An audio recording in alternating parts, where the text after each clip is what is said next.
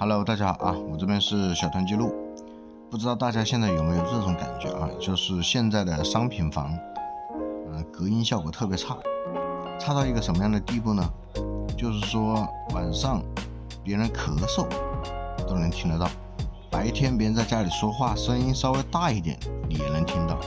我觉得这是一个非常可怕的事情啊。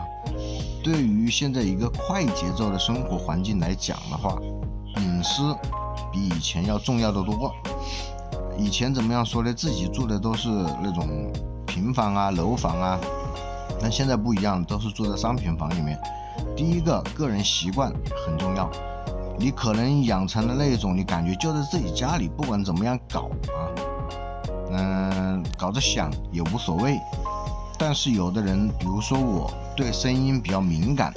可能就会非常烦躁啊，这是第一点。第二个啊，现在的国家的标准就是说对房子的一个隔热，就是说保温的有一个要求，但是对隔音没有要求，所以就导致现在的开发商他能节约成本就节约成本，所以就导致现在的房子啊，就可以说从2010年左右开始的房子隔音效果都比较差。相反，什么样的房子比较隔音好呢？就是那种用以前的那种红砖做的那种房子会非常好，大家可以去体验一下。为什么呢？因为我体验过那种以前的那种老房子，用红砖做的那种布梯房，它的隔音效果真的是特别好，楼下的声音根本就听不到。但是像我们现在这种用泡沫砖，然后用那种灌机直接往下面灌的这种框架式的房子啊，楼下的声音你听的感觉是楼上的声音，因为那个声音是向上传播的，所以就很多次导致楼下的声音传播上来，我以为是楼上的，但是我们家楼上没有住人，这就导致一个非常不好的习惯啊，就怎么说呢，很难受。我说一下我的经历，就是晚上我凌晨1点钟那天晚上下了大雪，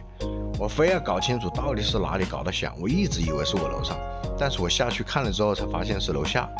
我就一直在想，为什么这么奇怪，楼下的声音传上来，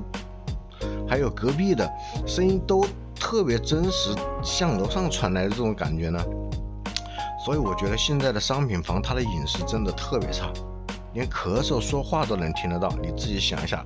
不管开一个门啊，关一个门啊，或者是在家里挪一下东西都可以听到。所以这就是我现在特别讨厌住商品房的一个最主要的原因，我都受不了了，我都想自己到乡下去啊，把自己的祖屋给修起来，住在自己家里，一点声音都没有，可以说从早到晚不管你怎么样吵，不会吵到别人，别人也不会吵到你。我觉得是一个非常好的一个，怎么说呢，非常好的一个环境啊。但是话说回来，住在商品房里面还是要注意公德，对吧？怎么说呢？如果你的楼上楼下都是比较有素质的人，他可能就会比较注重这一点。但是也有那种不注重别人感受的人，他觉得我吵，反正我现在没有睡，应该也不会吵到别人，可能遇到这样的邻居就比较痛苦了。就比如说我们家楼下了啊，天天在家里不知道动，不知道在干嘛，我也很无奈，所以每天晚上我只能等别人睡了之后我才能睡。所以怎么说吧，遇到这样的情况只能2个选择，要么选顶楼，要么就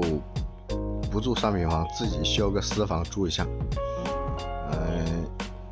也想问一下大家有没有遇到这样的情况，就是说你家的商品房真的是特别不隔音，特别吵。希望这样一个事情啊，能够引起相关部门的一些注意啊。再就是如果在家里的客厅里面安的是地板，它的隔音肯定没有瓷砖来的好，因为做瓷砖的话，它会在下面垫一层很厚的纱，然后在这上面铺那个瓷砖，这样的话隔音效果会比地板要好。地板只在下面加一块海绵，然后就垫在上面了